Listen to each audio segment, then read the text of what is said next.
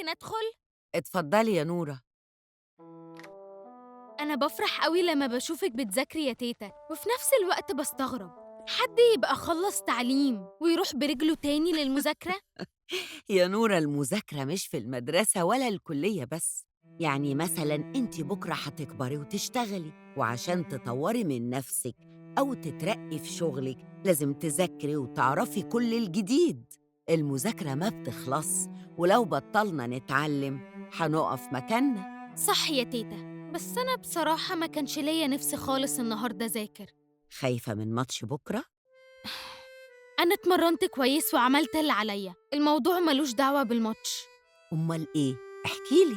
تعملي إيه يا تيتا لو عندك واحدة صاحبتك في مشكلة كبيرة؟ يمكن دي أكبر مشكلة سمعتها في حياتي. هحاول أساعدها على قد ما أقدر، بس الأول إيه هي المشكلة؟ جميلة صاحبتي اللي في سني، تخيلي باباها جايب لها عريس وعايزها تتجوزه وتسيب المدرسة وكل حاجة ممكن تعملها في حياتها. ياه، هو لسه في ناس بتفكر كده؟ أنا كنت فاكرة الحاجات دي بطلت من زماننا. على أيامنا يا بنتي كان في عادات كتير حلوة، وبرضه كان في عادات غلط، منها جواز البنات الصغيرة وغيرها. زمان في بلبيس، البلد اللي احنا منها في محافظة الشرقية، كان عندي صاحبة كنت بحبها قوي. يمكن أحلى ضحكة شفتها كانت ضحكتها. كنا بنجري ونلعب الأولى ونعمل مقالب في قرايبنا وأصحابنا، وفجأة لقيتها اختفت، بطلت تيجي وتلعب معانا. وبعد كام يوم شفت نور متعلق وسمعت زغاريد، وبعدها عرفت إنه فرحها. كنتش مصدقة لحد ما شفتها بعيني، ومن بعدها ما شفتهاش تاني. أنا خايفة أوي يا تيتا، هو ممكن ده يكون نفس مصير جميلة؟ هي برضو شاطرة وطيبة وتستاهل مستقبل أحسن. الدنيا اتغيرت، حتى لو تفكير الناس غلط القوانين هتلزمهم بالصح. انتي خليكي معاها وحاولي تساعديها، مجرد وجودك جنبها أكيد هيحسسها إنها مش لوحدها. حاضر يا تيتا. صحيح، كمليلي بقى تفسير الحلم الغريب اللي قلتهولك قبل ما أروح المدرسة. الحلم مش غريب يا نورة، الحلم بس محتاج يترتب صح. عقلك جواه حاجات كتير، بتفكري في مستقبلك ومذاكرتك وهواياتك وأصحابك وعيلتك، ومن كتر الأهداف اللي عندك ساعات بتقفي مكانك محتارة.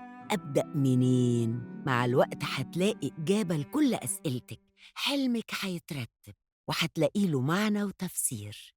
أيوة صح، أنا مستغربة ليه الحلم ملخبط زي ما أنا كده متلخبطة وبعمل كل حاجة بسرعة عشان ألحق اللي بعدها. شفتي بقى؟ انت اللي في ايديك تغيري كل ده.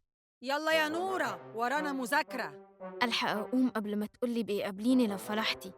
بتقولي ايه يا نورة؟ إيه، ما بقولش حاجة يا تيتا، لازم تبقي موجودة بكرة في الماتش وتتفرجي عليا. طبعا يا حبيبتي، هو انا عندي اغلى منك؟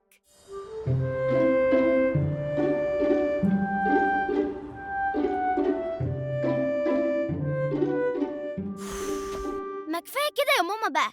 أنا تعبت، عايزة أقوم ألعب جيمز بقى ولا أعمل أي حاجة تانية. وأنا كمان يا ماما عايزة أنام عشان أكون فايقة الماتش بكرة. اعملوا حسابكم محدش هيقوم من هنا غير لما نخلص الواجب. لو كده أنا خلاص فاضلي صفحة واحدة وقربت أخلصها. وأنا كمان قربت أخلص. صحيح يا ماما، هو إحنا ليه بندرس التاريخ ده؟ دي ناس من زمان قوي وما بقوش موجودين، هستفيد منهم إيه؟ أنا عارفة إن مذاكرة التاريخ صعبة، بس يمكن لما تسمع قصص العلماء والأدباء دول يكون دافع ليك تحقق اللي بتحلم بيه. أنا عن نفسي هدفي أبقى في مهنة أقدر أساعد بيها كل الناس، دكتورة مثلا زيك يا ماما. مش الدكتور بس اللي بيساعد الناس يا نورة، كل واحد في مجاله يقدر يفيد غيره. معاكي حق، خلاص هشوف أكتر حاجة ألاقي فيها نفسي وأقدر أساعد بيها غيري. وإنت يا أستاذ نور بتحلم بإيه؟ مش عارف، بس أهم حاجة أبقى مشهور وكل الناس تشاور عليا. بس الشهرة مش مهنة يا نور. ماما يا حبيبتي، أنا بشوف ناس كتير مشهورة مش محتاجة تشتغل، هما يا دوب بيصوروا فيديوهات وكل الناس بتحبهم وعايزين يبقوا زيهم. لما بتكون شاطر وتفيد الناس بشغلك وعلمك ساعتها هتتشهر، والناس هتشاور عليك إنك إنسان ناجح. ده أهم كتير لما تكون إنسان مشهور بلا هدف. طبعا أمال. خلاص، كفاية كده النهاردة. أيوة، عشان ألحق أنام كويس. بكرة يوم مهم يا نورة، نامي كويس علشان تصحي مركزة وفايقة وجاهزة للماتش.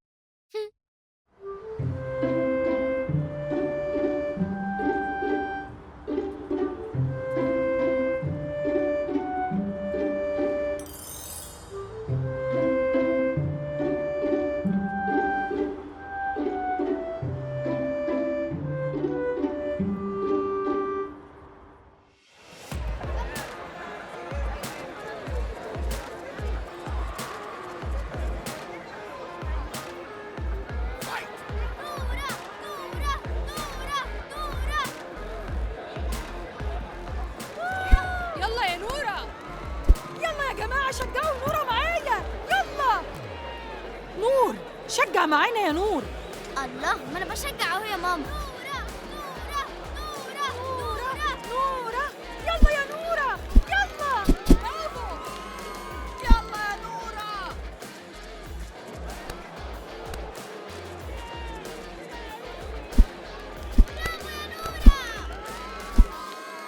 برافو عليك يا نورة. عايش يا نورة.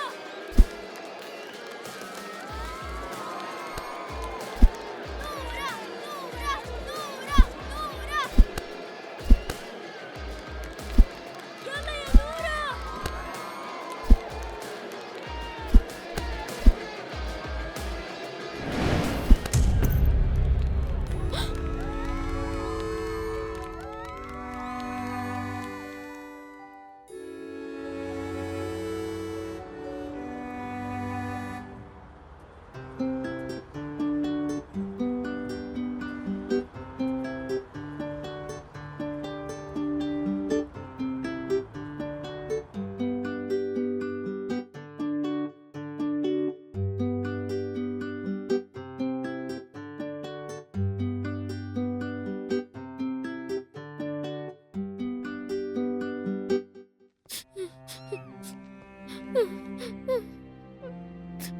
نورة، انتي كنتي قوية قوي. بس الماتش ده خرجني من التصفيات، ده غير إن شكلي وأنا بقع محدش هينساه والكل هيضحك عليا.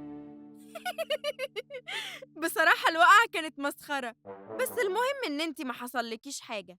يا بايخة، يارا بطلي، انتوا مكبرين الموضوع قوي، محدش هيفتكر حاجة، وكلها يومين وتكسبي بطولة تانية ويتحول اللي حصل ده لانتصار كبير. لو سمحتوا، أنا عايزة أبقى لوحدي. حاضر يا نورة، أنا أصلاً كده كده لازم أمشي.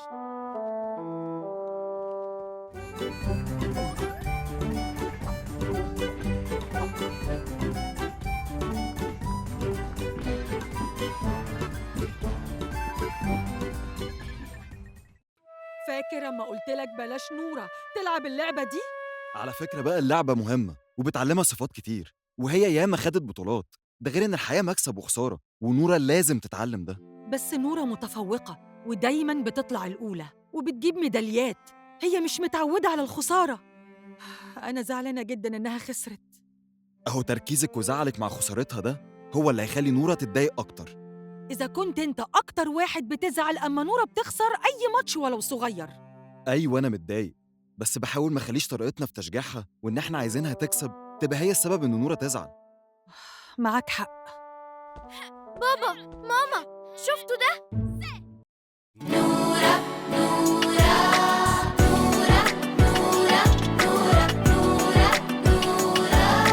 بنت من البنات مصرية واسم مصر، وسام على صدرها لسه للدنيا طالعة، ومعاها الصبح طالع ونداها على شعرها.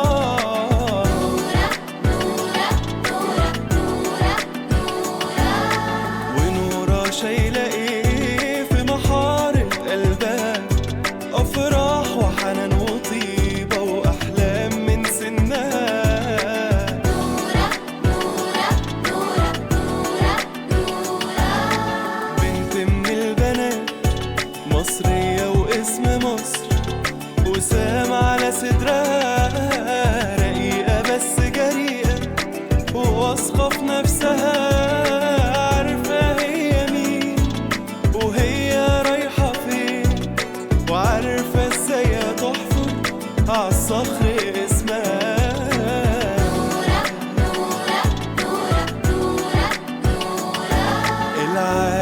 كله كله ورد ويا فل، ما يسوى نص ضحكة حلوة منها. بنت من البنات مصرية واسم مصر وسام على صدرها.